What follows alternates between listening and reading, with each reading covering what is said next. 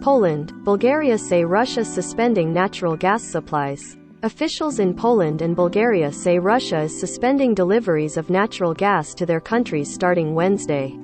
Warsaw, Poland. Polish and Bulgarian officials said Tuesday that Moscow is cutting off natural gas deliveries to their countries due to their refusal to pay in Russian rubles, a demand made by President Vladimir Putin after sanctions were levied against his nation over the invasion of Ukraine.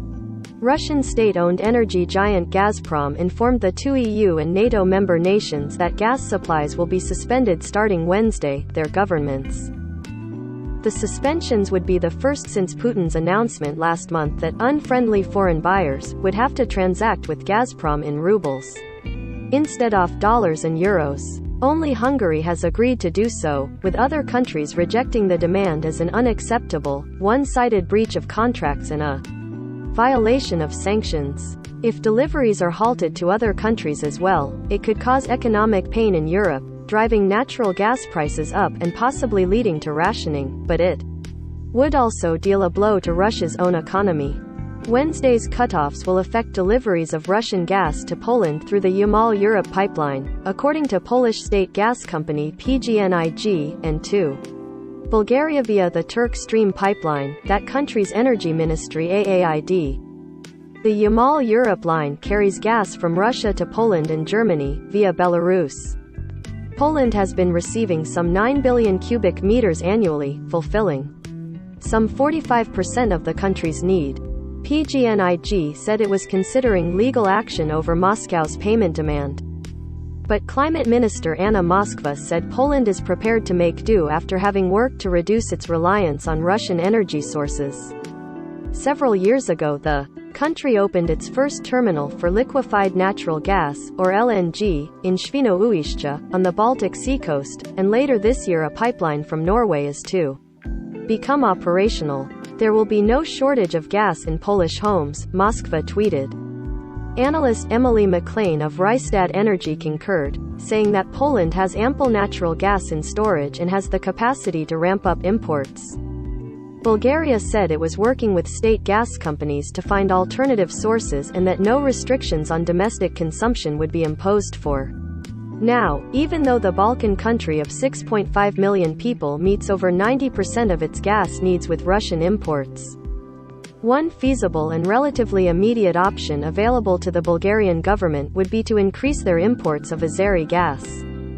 Poland has been a strong supporter of neighboring Ukraine during the Russian invasion and has acted as a transit point for weapons the United States and other Western nations have provided to Kyiv. Warsaw said this week that it, too, was sending weaponry to Ukraine's army, in the form of tanks.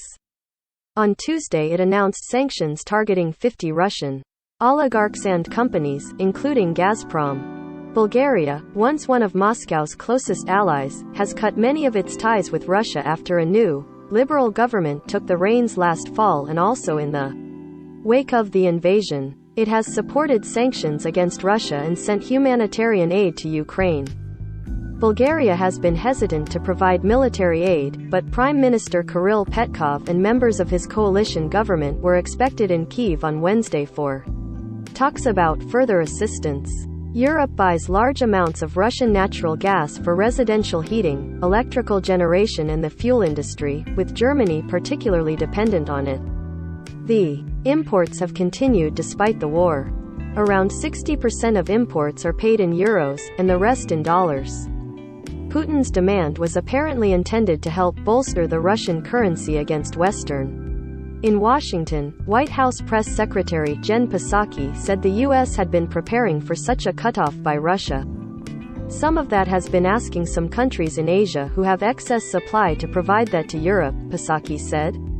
We've done that in some cases, and it's been an ongoing effort. Associated Press writers Veselin Toshkov in Sofia, Bulgaria, and Zeke Miller and Paul Wiseman in Washington contributed to this report. Follow AP's coverage of the war in Ukraine. https://apnews.com/hub/Russia-Ukraine